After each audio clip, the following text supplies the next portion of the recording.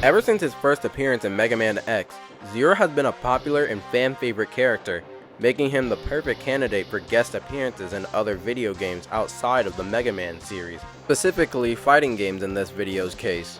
In this video, I plan to talk about Zero's dominating fighting game history, and if you already watched my Mega Man Zero iceberg, you may remember Zero's inclusion in the game I'm starting with.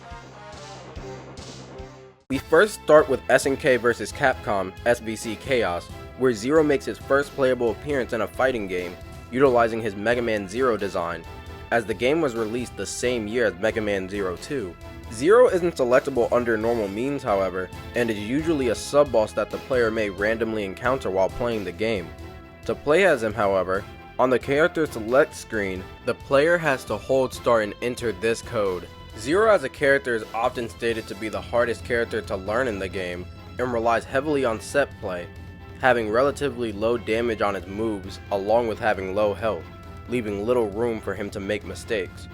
However, even ignoring the fact that he has an infinite, the startup on his moves is crazy quick, he has a pretty small hitbox, funny considering how other characters make fun of him for his small stature. He has a dangerous OTG, can summon cyber elves helping guide the way for elaborate setups, and a great exceed, SNK vs Capcom's version of a character's most powerful super.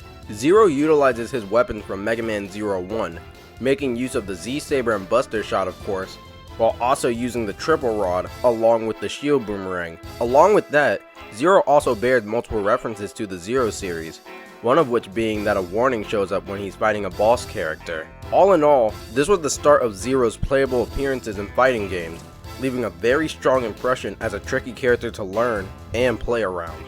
If you noticed, I've mentioned that this was his first playable appearance, and not just his first in general.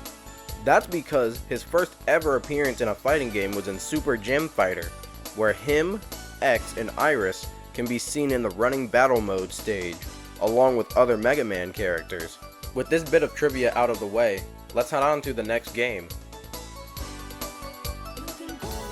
Alongside Mega Man Bullnut from the Legends series, and Roll from the Classic series, Zero appears in Tatsunoko vs Capcom Ultimate All-Stars as an oppressive rushdown fighter, while also being a glass cannon like he is in the X series.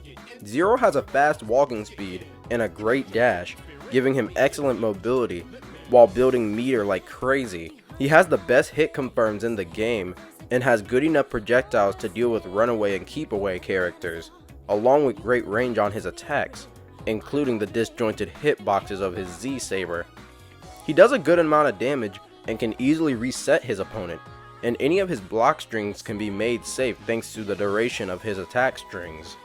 Lastly, he has amazing ground and aerial versatility thanks to his special and normal moves. However, he's not without his faults.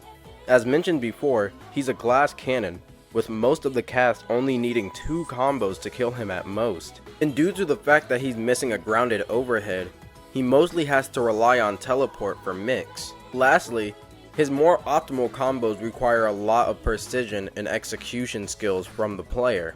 Zero makes use of quite a lot of skills from the X series, like Hangaki and Soul Body. A good partner for Zero is Ryu, assisting Zero's neutral and combo game. This leaves Tatsunoko vs Capcom Zero as a very versatile rushdown character who once gets started can be very difficult to stop. Acting to foreshadow his most infamous appearance in a fighting game, Zero appears as a versatile rushdown character in Marvel vs Capcom 3, Fate of Two Worlds. Zero actually ended up taking Mega Man's spot in the roster, as Ryoto Nitsuma, the producer of Marvel vs Capcom 3, stated that he felt Zero had more variation in his moves. Quickly going over his costumes, his first color is X, next being base or Black Zero, and the last being Axel. Zero plays very similar to his Tatsunoko vs Capcom incarnation, and by similar, I mean they took a lot of his moves from the game and transferred them over, having amazing block strings and combos that serve to quickly build his meter. He also has pretty good mobility, and is able to use his Z-Saber for some amazing footsie to combo conversions. He also has pretty good projectiles with Hangaki in his Buster. Once again though, Zero is quite lacking in quick overhead low mix-ups, as he doesn't have a single grounded move that hits overhead again, relying on frame traps and the heavy version of Hankukia for quick airborne attacks, and he's once again pretty fragile. His assists are also quite lacking, making him better suited for point for meter charge and anchor. He makes use of the Z-Saber and Buster, once again utilizing skills he learned from X4 to X8, like the Ryujin and the Raikosen. His theme is also a remix of his Mega Man X2 theme.